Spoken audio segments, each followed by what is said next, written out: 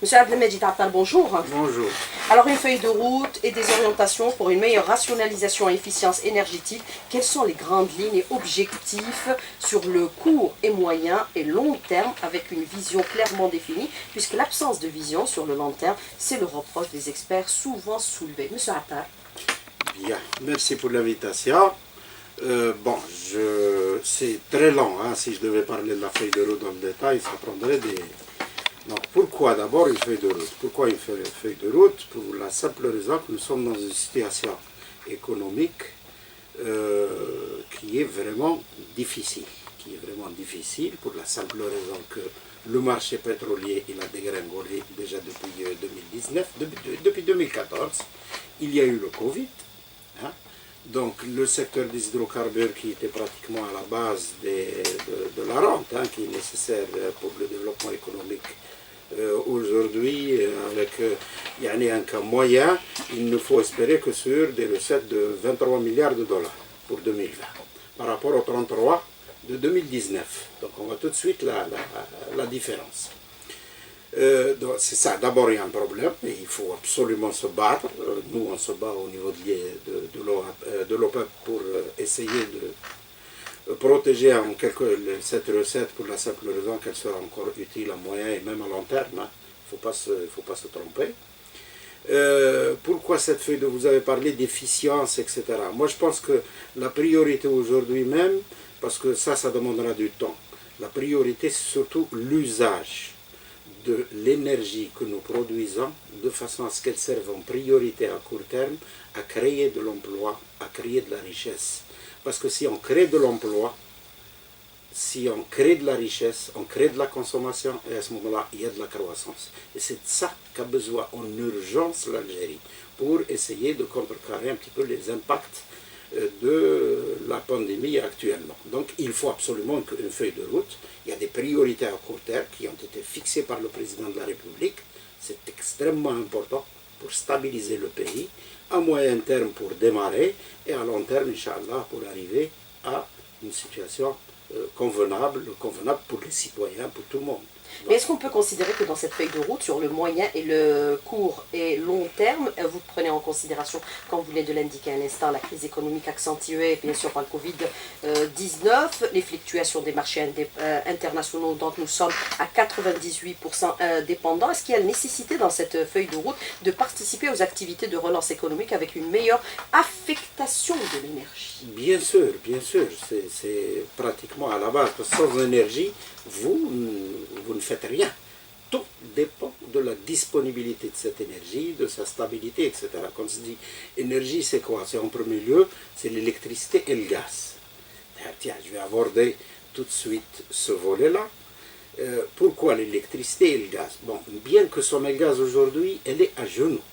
Elle est à genoux pour la simple raison que la production d'électricité, elle le revend à perte, hein, c'est clair. S'il n'y avait pas le soutien de l'État, elle déposerait son bilan. Voilà, Sonelgaz. Ce n'est pas la faute ni aux travailleurs, ni à son encadrement, mais c'est au fait que nous nous sommes habitués à la rente, nous nous sommes habitués à distribuer de l'électricité, du gaz, etc.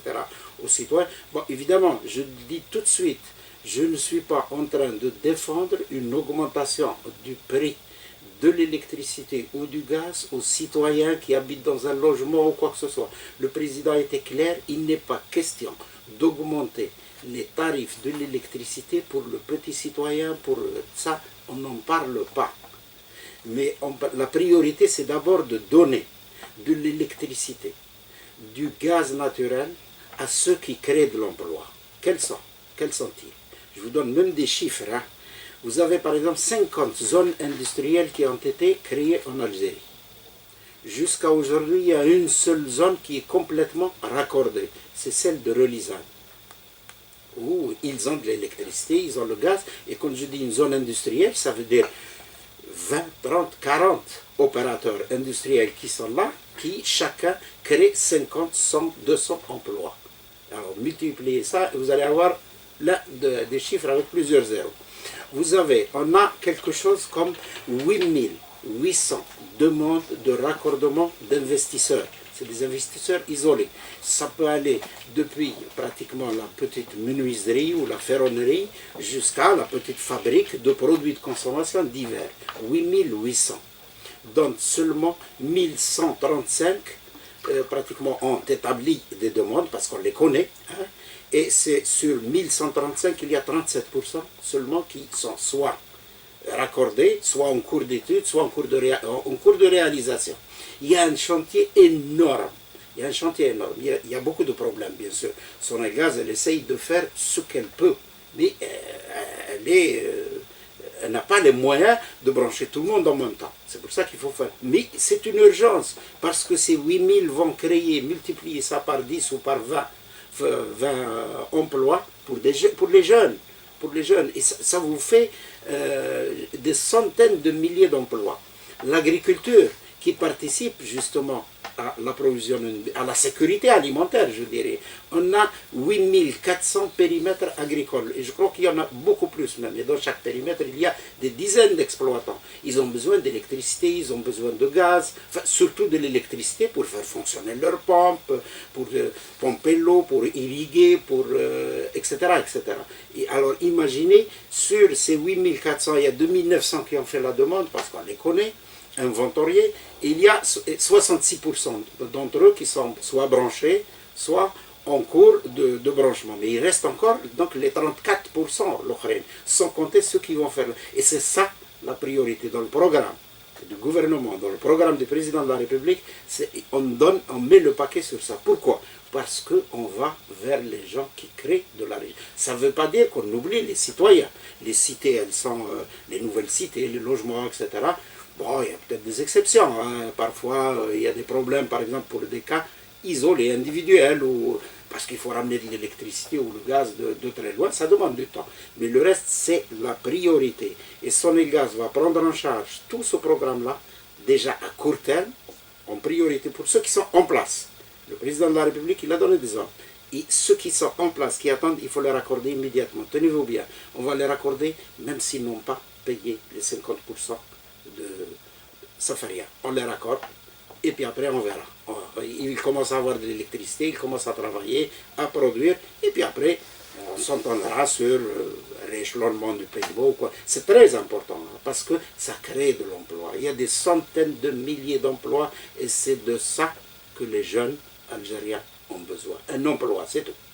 Mais justement par rapport à cet aspect, nous allons y revenir dans un petit moment, mais je reviens sur votre déclaration, si ce n'était la subvention de l'État, Sonelgaz serait à genoux, elle va à perte. Est-ce que maintenant, vous dites, la question des prix n'est pas à l'ordre du jour, elle est totalement écartée pour le grand consommateur, le citoyen, pour le citoyen, mais faut-il aujourd'hui aborder cette politique des prix à un moment ou à un autre, notamment pour les gros consommateurs?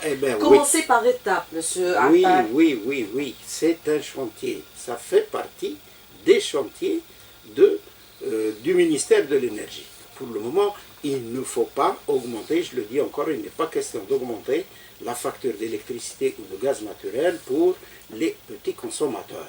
Parce que c'est à cause les petits consommateurs, le citoyen, voilà, la consommation domestique. Mais, par exemple, dans la consommation, je vais citer par exemple certaines industries, hein, elles ne sont pas très nombreuses, mais qui consomment énormément de gaz naturel et d'électricité. C'est-à-dire que l'énergie, dans le prix de revient du produit, je dirais de la tonne produite, par exemple de ciment, de fer, ou de je ne sais plus quoi, c'est pratiquement entre 40 et 60%.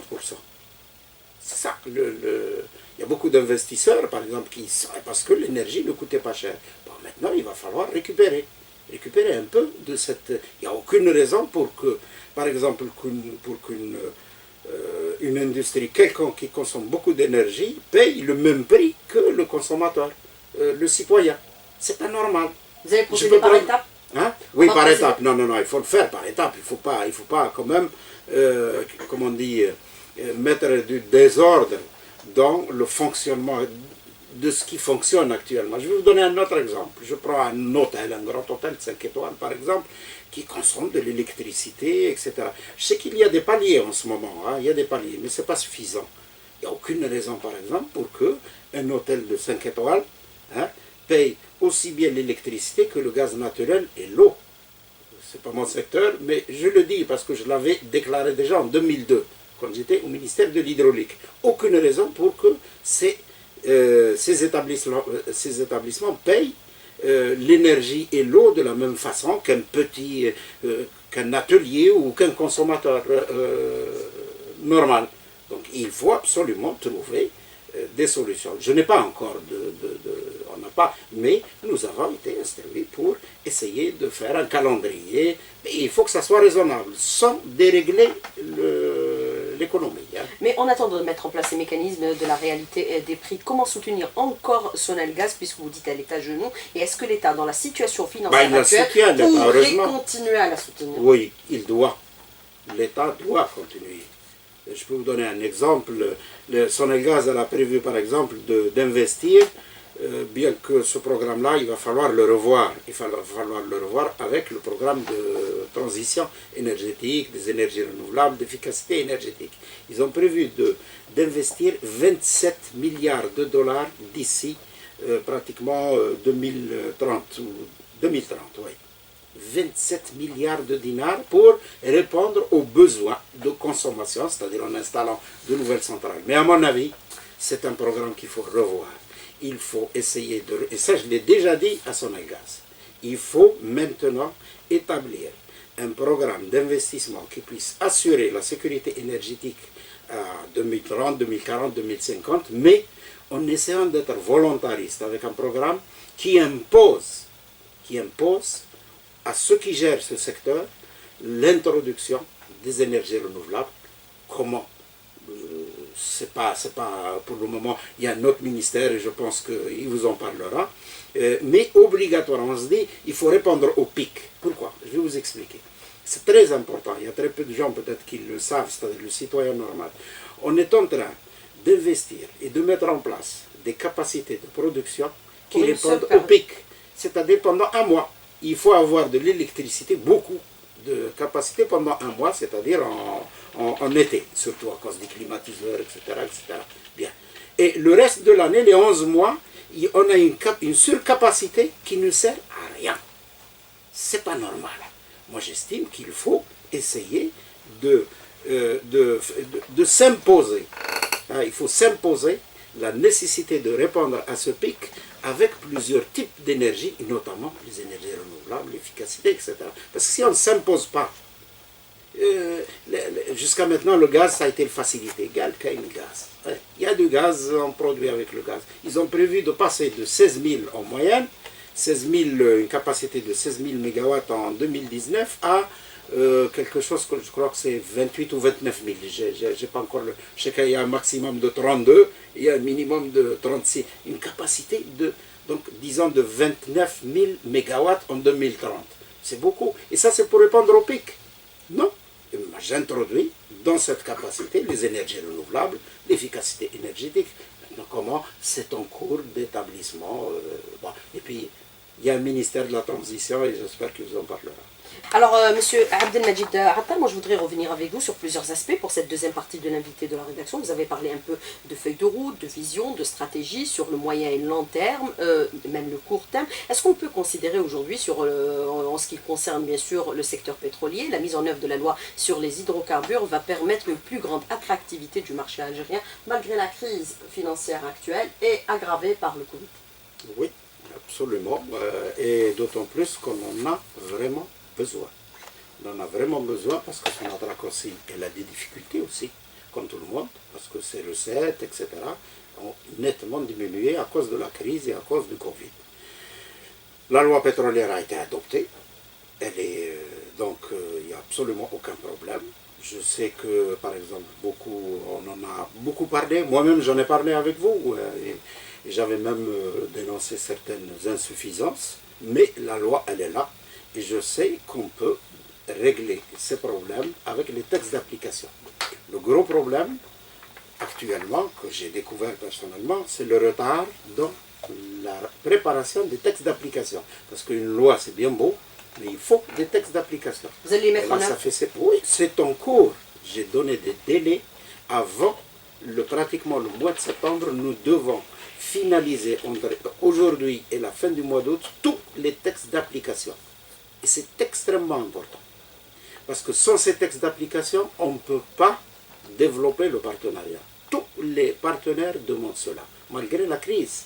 Parce que là, quand vous démarrez une campagne, quand vous démarrez par exemple une campagne pour la promotion, ce n'est pas demain qu'on va avoir des contrats. On va les avoir peut-être au début 2021, dans le meilleur des cas. Ils vont commencer à travailler, etc., etc. Et les premiers résultats ne viendront que pratiquement dans 2 ou 3 ans. Bien. Mais ce n'est pas sur ça qu'on compte à court terme. Moi, je compte beaucoup plus sur Sonatrach. Pourquoi? Parce que sa production a baissé, parce qu'il y a eu énormément de retard dans les investissements en matière de développement, d'amélioration des techniques de production, d'amélioration des taux de récupération au sein des gisements, alors qu'il y a beaucoup de choses à faire. Mais ce qui est important et ce qui est urgent, c'est qu'il y a au moins une 50aine de petites découvertes qui ont été faites. C'est des petits, ce n'est pas des grands. Hein, il ne faut pas se voiler, il faut dire la vérité. Mais ce sont des petites qui peuvent être développées et qui peuvent compenser la baisse de production très rapidement, si on s'y met. Et elles sont ouvertes au partenariat.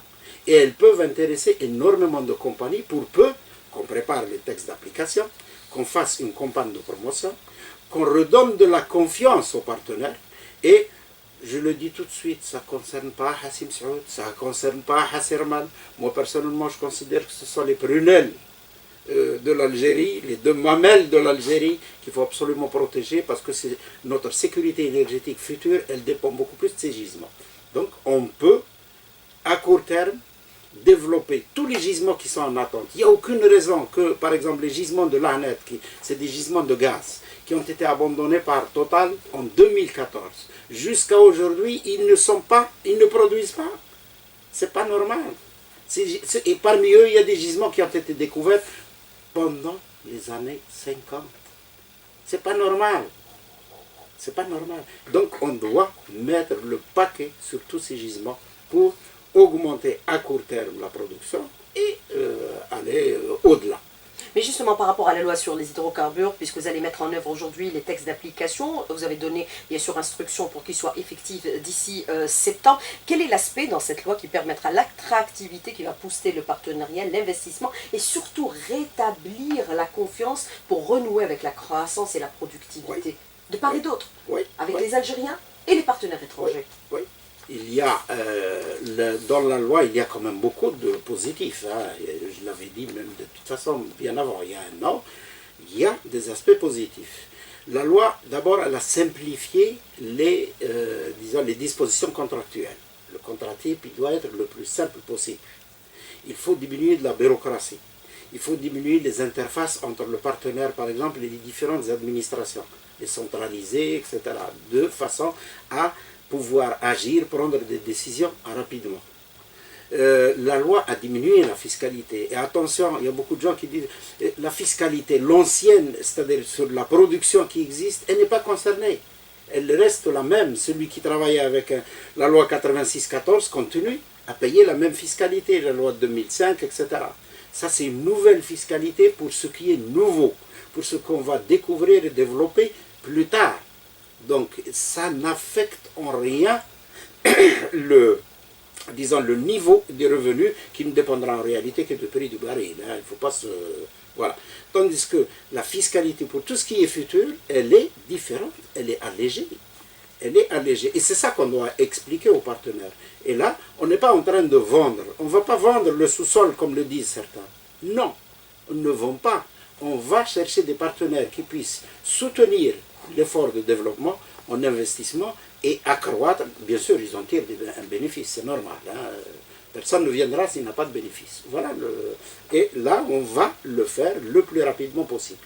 Et on va essayer d'aller chercher ailleurs aussi. Hein. Même si le taux, c'est-à-dire le degré de connaissance du domaine minier, il est quand même assez élevé. Il ne faut pas oublier qu'on a fait 12 000 forages en Algérie. Hein. Maintenant, il y a des régions où on ne peut pas. trouver du pétrole pour la simple raison que les conditions géologiques ne le permettent pas, c'est tout.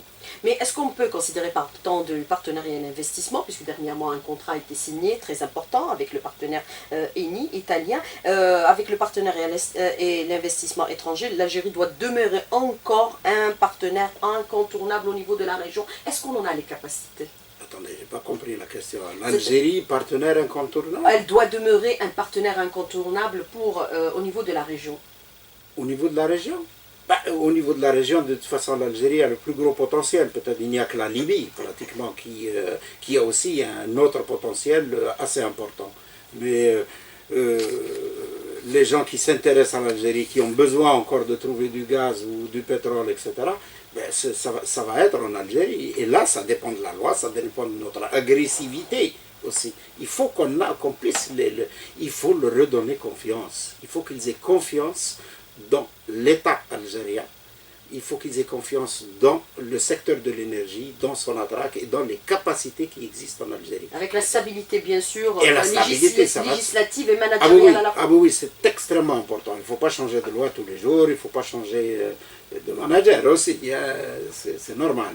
La stabilité, la confiance, c'est extrêmement important. Mais est-ce qu'on va continuer à aller vers les contrats à long terme ou aller vers les marchés spot?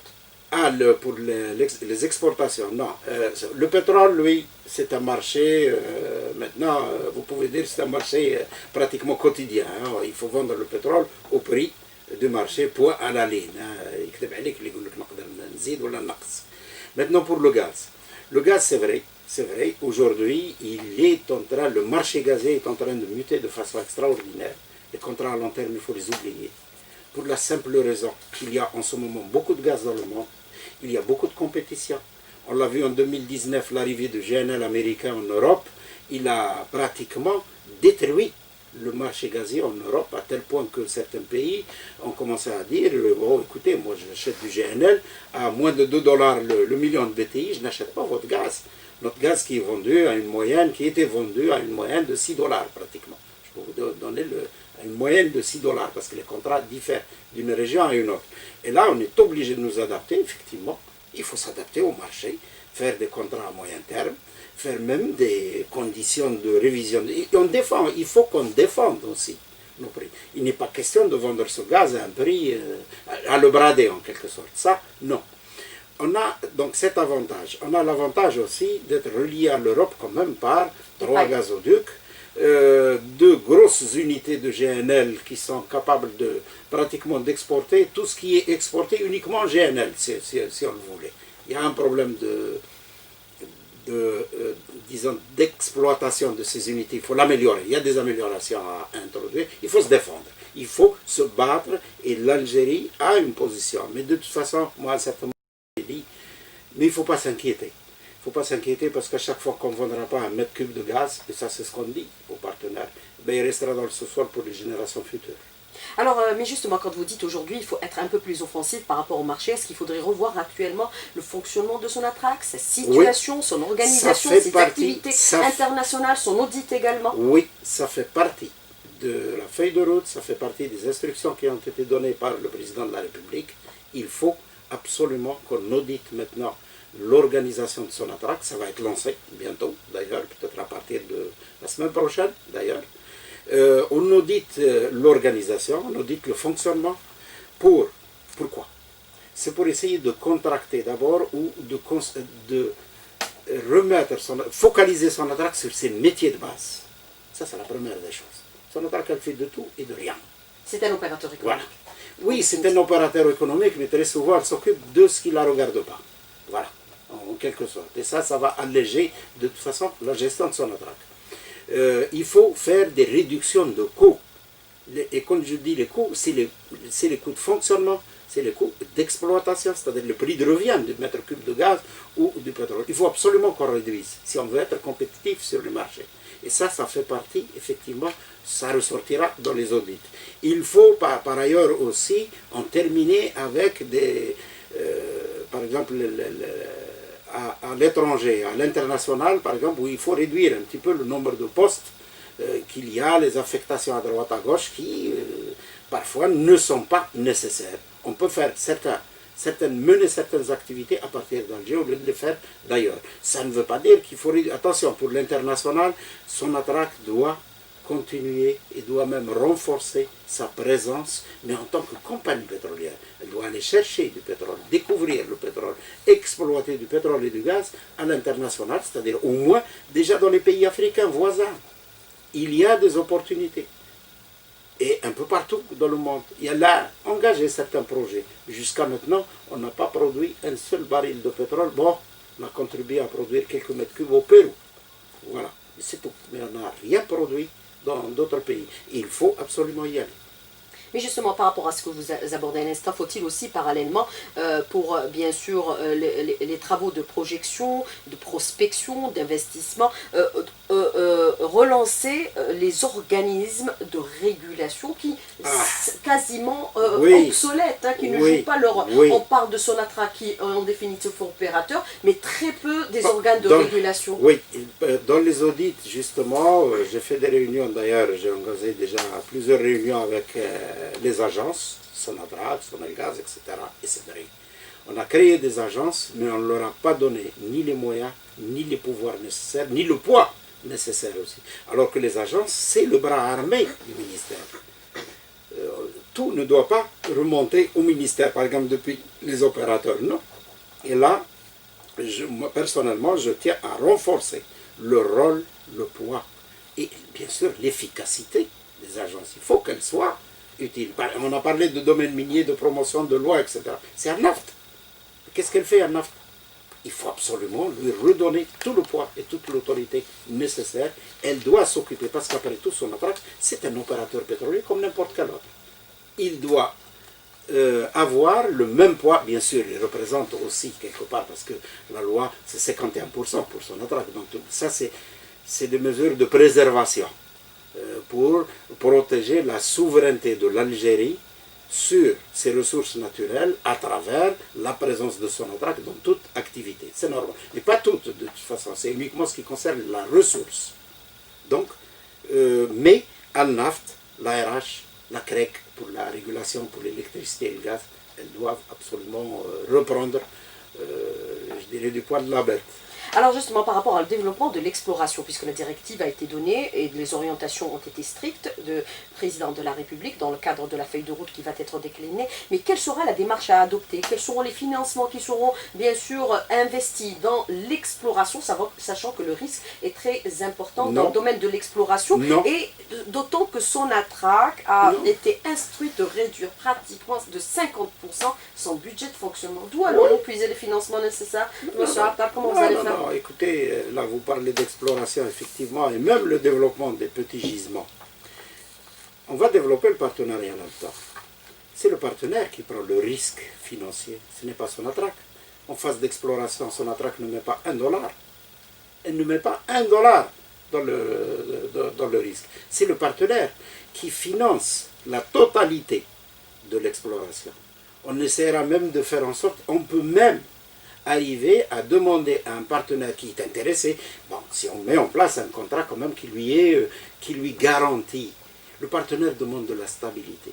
Il veut savoir où il va aller, comment on va travailler avec lui à long terme, c'est tout. Et ça, nous devons absolument lui redonner confiance. Et c'est lui qui va prendre en charge le financement, ce n'est pas Sonatrach. Sonatrach remboursera sa part à partir de la production. Donc, il n'y a pas de problème de financement pour l'exploration. En partenariat du moins. Sonatrach, elle va continuer aussi. Elle a les moyens de faire aussi de l'exploration toute seule. Elle le fait. Dernièrement, ils ont fait 3 découvertes d'ailleurs.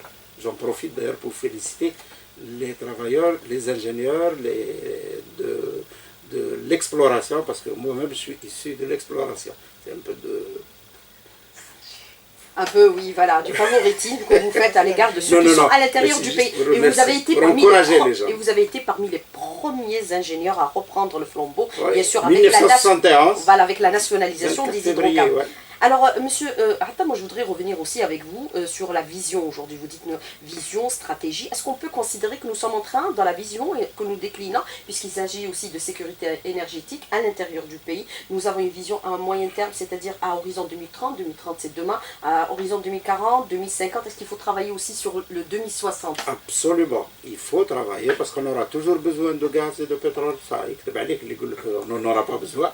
La transition énergétique, oui, il faut la faire, sauf que, comme je l'ai dit tout à l'heure, il faut qu'on ait un programme volontariste qui nous impose obligatoirement de passer avec les énergies renouvelables et l'efficacité, et de façon à garder le maximum de ressources, c'est-à-dire de réserves pour 2040, 2050, 2060, etc.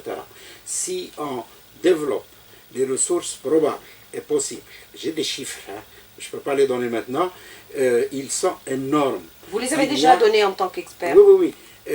Bon, je peux dire qu'en réserve probable et possible, au niveau des gisements qui ne sont pas développés, du moins pour le pétrole, il y a pratiquement presque autant que ce qui reste encore à produire. Il y a plus de pratiquement quelque chose comme 2,4 milliards de tonnes de pétrole, hein, en place évidemment. Maintenant, combien on peut récupérer, je ne peux pas le dire, enfin je ne le sais pas moi-même, parce qu'il faut faire des essais, etc. Mais si on stable uniquement sur 50%, par exemple, qui va être prouvé, c'est quand même pratiquement 1,2 milliard de tonnes de pétrole qui pourront être produits, c'est-à-dire sur le moyen et long terme, hein. Sans compter ce qui n'a pas été découvert. Ce qui n'a pas été découvert, sans compter tout ce qui est aussi tight, etc. Il y a beaucoup, bon, je ne veux pas rentrer dans les trucs techniques et tout ça, voilà. Mais il y a du potentiel. Et il faut, c'est pour ça que j'avais dit récemment, oui, nous avons du pétrole et du gaz pour assurer la sécurité énergétique au moins jusqu'à 2050, pour la simple raison, mais bien sûr à condition d'introduire la transition énergétique et l'efficacité énergétique. Et l'efficacité, ça il faut absolument. Parce que nous gaspillons énormément. Voilà. Monsieur Abdelmejid Atta, moi je voudrais revenir avec vous sur certaines questions des auditeurs qui sont très intéressantes ce matin. Par exemple, il y a eu des projections qui ont été données par le passé, puisqu'on a demandé à Sonatrach de réduire de 50% ses financements ou le niveau de ses investissements futurs. On parlait dans la question de l'auditeur à horizon 2030 de 50 milliards de dollars qui pourraient être investis. C'est le cas, vous regardez ce montant, ou alors il a été revu à la hausse, puisque maintenant la priorité est à l'exploration, même en offshore. 50 milliards à investir. À horizon 2030, c'est le chiffre qui avait été donné déjà précédemment. Oui, parce qu'on a fait calculer comme ça 5 milliards par an et on y va, quoi, en quelque sorte. Mais attention, ça comporte. Il y a un aspect qu'on n'a pas parlé, qu'on n'a pas abordé, c'est l'aval, c'est la transformation aussi. Ça fait partie aussi de la feuille de route. Hein, parce qu'on importe le carburant à 2 milliards de dollars. Voilà. On importe beaucoup de carburant, on importe beaucoup de produits pétrochimiques, etc. 50 milliards, ça comprend aussi l'effort en partenariat, attention. Donc ce n'est pas Sonatrach qui va investir ces 50 milliards. Hein. Maintenant, mais moi je ne vous cache pas que tout va être revu. On va revoir cela. Il faut absolument adapter le volume des investissements par rapport aux besoins, par rapport à... c'est-à-dire, on n'aura peut-être pas besoin de 50 milliards, je trouve que c'est beaucoup. Alors, transformation, qu'est-ce que vous allez faire aujourd'hui pour éviter qu'on importe, qu'on exporte la matière première ou la importer à partir de 2021, on prévoit de ne plus importer les carburants, par exemple. Plus de carburant importé. Plus de raffineries? Non, pas plus de raffineries. Il faut déjà faire fonctionner les raffineries qui existent, qui ont une capacité, qui peut couvrir le marché national. Elles ne fonctionnent pas à leur capacité nominale, enfin nominale, disons maximale. Si elles fonctionnaient comme ça, il y a aussi, on a un projet par exemple de réforme des essences, etc. pour ne plus fonctionner qu'avec un seul type d'essence. À ce moment-là, on n'importera plus. Par exemple, pour le gasoil, il faut introduire, à mon avis, les fameux, le gasoil pour l'agriculture et le gasoil pour la motorisation. Les prix, la question des prix sera également examinée. Oui, pour le carburant. Oui, mais attention, il ne faut pas aussi, là aussi c'est un peu comme l'électricité, il ne faut pas pénaliser, disons, parce qu'il ne faut pas, parce que toute augmentation elle a des incidences sur le petit consommateur. Et donc il faut faire très attention. Et l'agriculture également. Alors, autre question de l'auditeur qui vous dit, concernant la prime d'encouragement, vous seriez contre, monsieur Atta? Pas du tout, pas du tout. Vraiment, ça a fait tout un... Alors là, il n'a jamais été question de supprimer aucune prime. Et surtout qu'il s'agit de la prime 2019. Donc, jamais, c'est les entreprises qui définissent cela. Maintenant, moi, c'est vrai, j'ai lancé un message de solidarité. J'ai demandé à ce que les gens soient solidaires un petit peu en ce moment. C'est tout. Mais il n'est pas question de supprimer une prime quelconque. Voilà. Alors, Desertec, vous allez le relancer rapidement sur la question. Je ne sais pas, vraiment je ne sais pas ce que c'est Desertec, enfin je ne sais pas. On va poser la question au président on a trop fabulé sur ce Desertec, et moi je préfère que ce soit mon collègue de la transition énergétique qui parle de ça. Alors, instabilité managériale, vous êtes pour la stabilité, monsieur? Absolument, je suis pour la stabilité, je sais que quand les gens sont stables, quand ils ont confiance, et quand on leur fait confiance, et quand ils sentent qu'on leur fait confiance, ils font le maximum. Il n'y a aucune raison pour que Flen ou Felten ne soit pas capable d'assumer ses responsabilités. Maintenant, bon, s'il y a des dépassements, s'il y a des insuffisances, oui, il faut s'y lire. Alors, autre question, vous avez annoncé au début de cette émission que l'objectif aujourd'hui c'est de créer la croissance, la richesse et également création d'emplois. Est-ce qu'on peut désormais investir au niveau de Sonatrach par de petites entreprises qui pourraient être rattachées à Sonatrach? Là, je n'ai pas compris. C'est-à-dire des petites entreprises qui pourraient travailler dans le cadre de la sous-traitance avec Sonatrach. Ah oui, là, il y a un gisement. J'ai eu déjà des réunions avec le ministère chargé des start-up et des micro-entreprises. Il y a un gisement énorme de création d'emplois en externalisant énormément de sous-traitance vers ces petites entreprises, surtout par exemple au sud au niveau des installations pétrolières. Et c'est un truc, c'est quelque chose c'est un gisement de richesse qu'il va falloir exploiter, et on a décidé de le faire avec Sonagaz et avec Sonatrach. Alors, Attar, expert favorable au gaz de schiste, Attar Mini, est-il toujours favorable, monsieur Écoutez, moi j'ai toujours dit qu'on ira au gaz de schiste si nous n'avons pas d'autres solutions. Nous vivons une transition énergétique. Nous avons besoin aujourd'hui à 100% de gaz. Si on arrive à réaliser notre transition énergétique, à changer notre modèle de consommation énergétique. C'est le plus important, c'est la base de tout d'ailleurs. À ce moment-là, on n'aura pas besoin de gaz de schiste ni de gaz tout court. Mais tout dépend de ce que nous faisons, ça dépend de nous. Voilà. Alors très rapidement sur la question, votre objectif, rétablir la confiance, la stabilité et dire tout aux Algériens et les impliquer. Absolument, vous avez toujours dit, le pétrole et le gaz appartient à tous les Algériens. Absolument. Moi, je dirais tout sans aucune réserve. Monsieur Abdelmajid Attar, merci d'avoir répondu à nos questions et d'avoir été en direct avec nous ce matin dans le studio. Merci beaucoup, bonne journée, à bientôt.